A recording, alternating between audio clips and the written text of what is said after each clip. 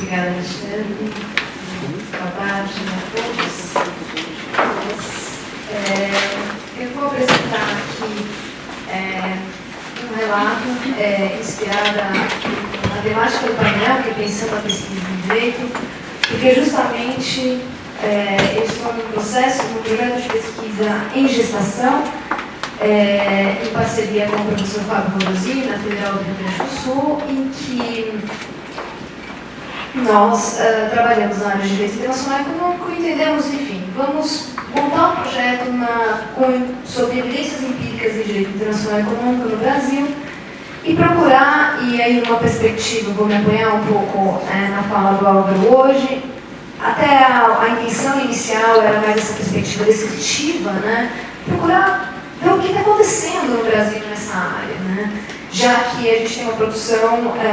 muito pequena e, na verdade, o que se tem de produção no Brasil na área do direito internacional econômico acaba sendo ainda muito recorrente de doutrinas, enfim, algumas pasteurizações que são importadas. E nesse processo de gestação, nós tivemos a proposta de identificar, então, o que os nossos pares estão fazendo na área de pesquisa empírica em direito internacional. E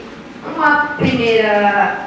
preocupação minha, uma primeira linha que eu me dispus a escrever sobre,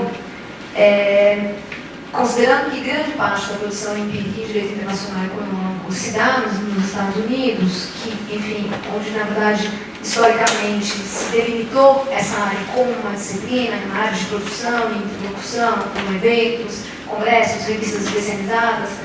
seria entender qual é a influência teórica do pragmatismo jurídico nos Estados Unidos, nas pesquisas empíricas no direito internacional econômico. Então, para fazer isso, eu me propus a analisar, então, quais são os trabalhos que estão sendo apresentados no encontro da Society of International Economic Law, que é uma sociedade de direito internacional econômico que se propõe global e conta com a participação de acadêmicos de vários países,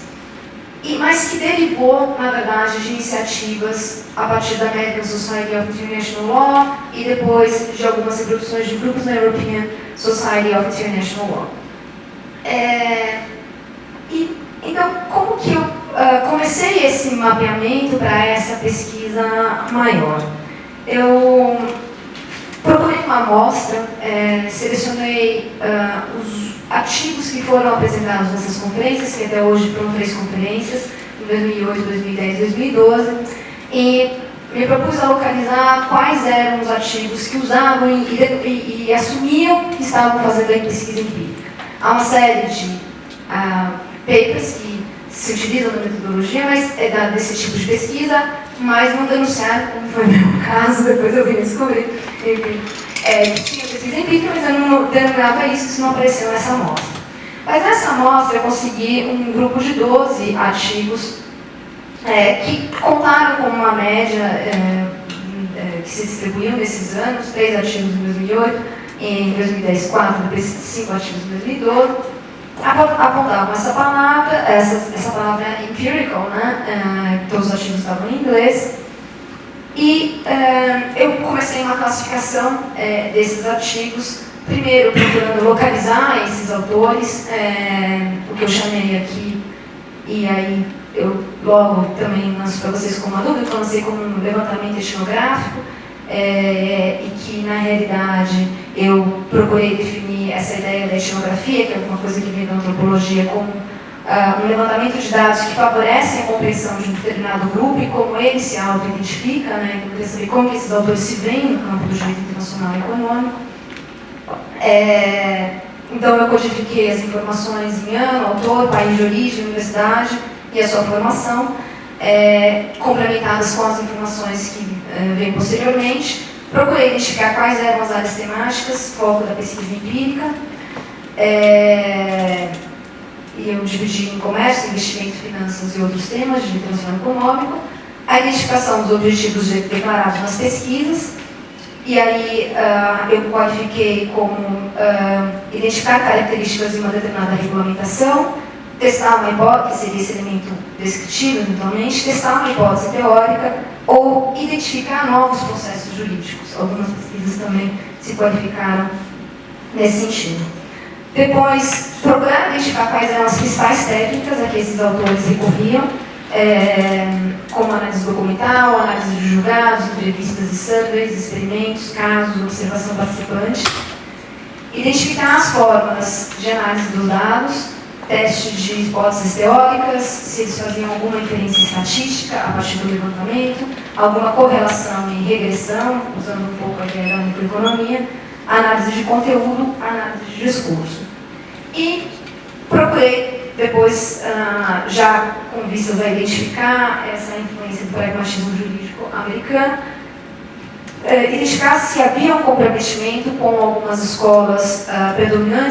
predominantemente ligadas ao pragmatismo jurídico dos Estados Unidos, que são o Empirical Legal Studies e o New Legal Realism, o novo realismo jurídico e estudos empíricos em direito, e qualifiquei outros como experimental, né, uma classificação residual para eu identificar autores que não necessariamente estavam se vinculando a uma determinada metodologia, a uma determinada escola, e como que eles estavam desenvolvendo a sua pesquisa. Enfim, eu fiz esse levantamento, esse mapeamento. Eu considerei para essa apresentação alguma proposta de pergunta pela organização do evento, pelo EPED, se havia uma relação entre objetivo e técnica e entre técnica e resultado. E procurei, a partir desse mapeamento, sistematizar um pouco disso. O que eu encontrei na relação entre objetivos e técnicas é que, enfim, a maior parte dos artigos recorreram a uma prática tradicional, pelo menos também no direito, mas sobretudo no direito internacional, de análise de documentos, né? Há artigos científicos que identificam que o direito internacional, a pesquisa empírica em direito internacional é quase que uma pesquisa em documentos, para você identificar o que é, o que se regula no direito internacional e onde se anuncia, né, o que está sendo regulado no direito internacional. E 4 dos artigos se limitaram a fazer esse tipo de análise. Outros 4 artigos identificaram que eles também queriam analisar novos processos jurídicos e 3 deles procuraram testar uma hipótese teórica. O que eu observei, fazendo essa relação entre objetivos dos autores e as técnicas utilizadas, foi que não necessariamente tinha uma relação entre o objetivo e a técnica. A partir dessa amostra, o que me parece é que a técnica está mais vinculada a 2 outros elementos, que são o perfil do pesquisador e a própria pesquisa, e essa foi uma pergunta que me ficou presa no painel do Álvaro,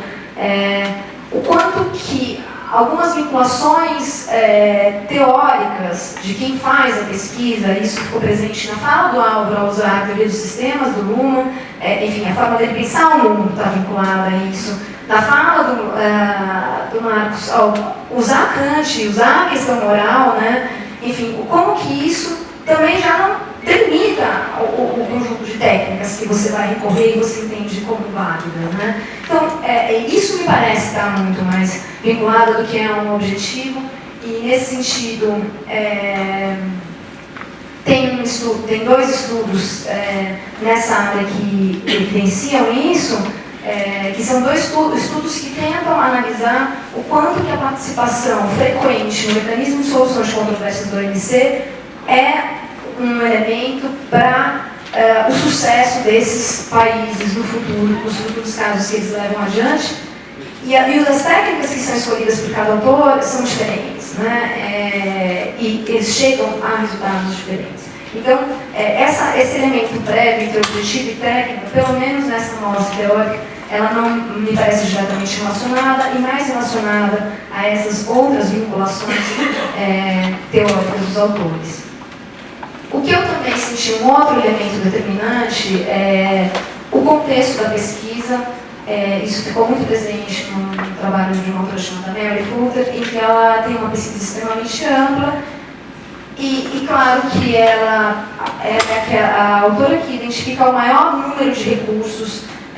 de técnicas empíricas empregadas no trabalho dela, porque ela tem um volume de recursos humanos e financeiros disponíveis ali. Então, ela conseguiu fazer trabalho de campo, ela conseguiu fazer entrevistas, ela conseguiu fazer levantamento de documentos de acesso difícil, enfim, ligações telefônicas. Ela tem uma série de recursos que são aplicados e empregados ali no trabalho dela e que estão mais relacionados a esse contexto.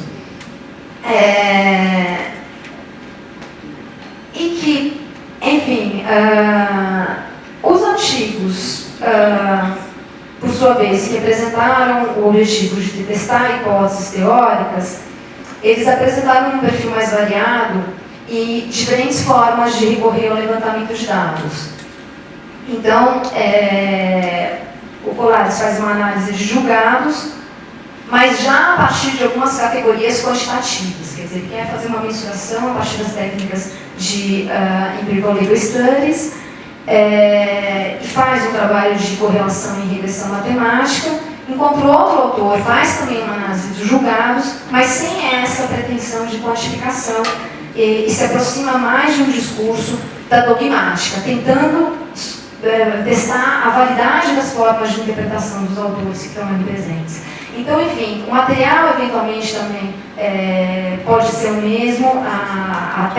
técnica, né, a empregada que seja análise de julgados, mas o objetivo ali presente para os autores também era completamente